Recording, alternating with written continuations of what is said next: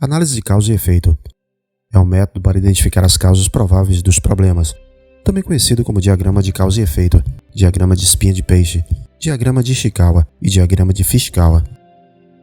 Quando você tem um problema sério, é importante explorar todas as coisas que podem causar isso antes de começar a pensar em uma solução. Dessa forma, você pode resolver o problema completamente, na primeira vez, em vez de apenas resolver parte dele e fazer com que o problema seja executado indefinidamente.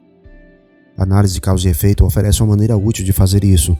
Essa técnica baseia em diagrama, que combina brainstorming com um tipo de mapa mental.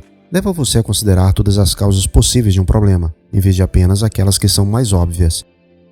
A análise de causa e efeito foi desenvolvida pelo professor Kaoru Ishikawa, um pioneiro da gestão de qualidade na década de 1960. A técnica foi então publicada em seu livro de 1990, Introdução ao Controle de Qualidade. Os diagramas com os quais você cria são conhecidos como diagramas de Ishikawa ou diagramas em espinha de peixe, porque um diagrama completo pode parecer o esqueleto de um peixe. Embora tenha sido originalmente desenvolvido como uma ferramenta de controle de qualidade, você também pode usar a técnica de outras maneiras. Por exemplo, pode usá-lo para descobrir a causa raiz de um problema, descobrir os gargalos em seus processos, identificar onde e por que um processo não está funcionando.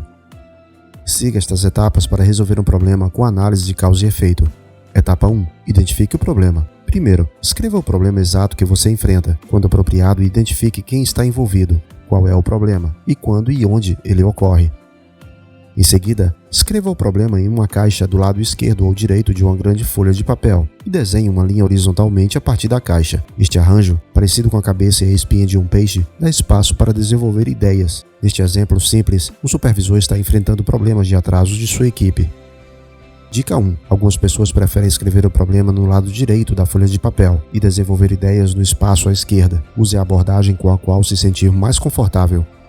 Dica 2. É importante definir seu problema corretamente. É importante que você olhe para o problema da perspectiva dos clientes, atores no processo, o processo de transformação, a visão geral do mundo, o proprietário do processo e as restrições ambientais. Ao considerar tudo isso, você pode desenvolver uma compreensão abrangente do problema.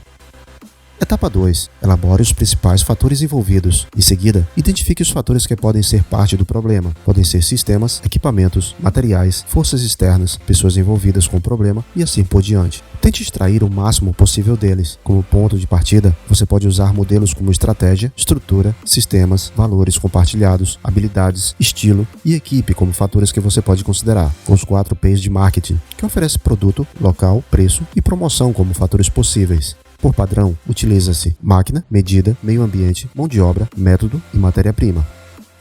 Em seguida, desenhe uma linha saindo da coluna do diagrama para cada fator. Identifique cada uma dessas linhas. O supervisor utilizou os fatores máquina, medida, meio ambiente, mão de obra, método e matéria-prima e os adicionou a seu diagrama. Veja a estrutura montada como ficou.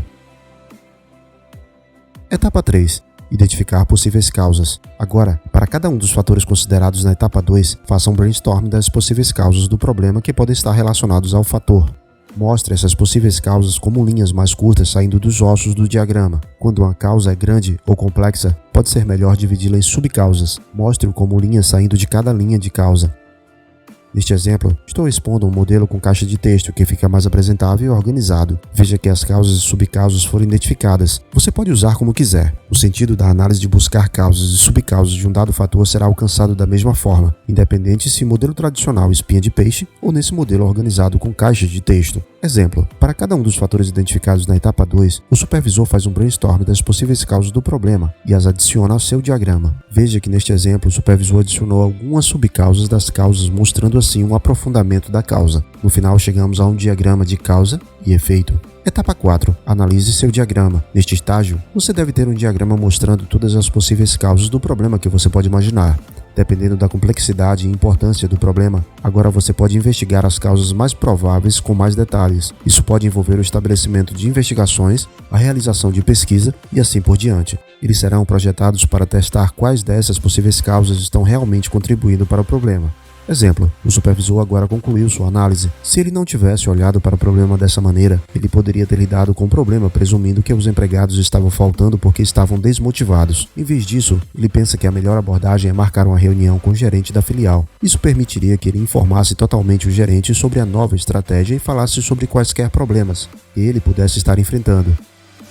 Dica: uma maneira útil de usar essa técnica com uma equipe é escrever todas as possíveis causas do problema em notas adesivas, post-its. Você pode então agrupar outros semelhantes no diagrama. Essa abordagem às vezes é chamada de SEDAC, Diagrama de Causa e Efeito com cartões adicionais, e foi desenvolvida pelo Dr. Ryuji Fukuda, um especialista japonês em melhoria contínua. Pontos-chave: o professor Kaoru Ishikawa criou a análise de causa e efeito na década de 1960. A técnica usa uma abordagem baseada em diagramas para pensar em todas as causas possíveis de um problema. Isso ajuda a realizar uma análise completa da situação. Existem 4 etapas para usar a ferramenta. 1. Identifique o problema. 2. Descubra os principais fatores envolvidos. 3. Identifique as possíveis causas. 4. Analise seu diagrama. Você descobrirá que esse método é particularmente útil quando você está tentando resolver problemas complicados.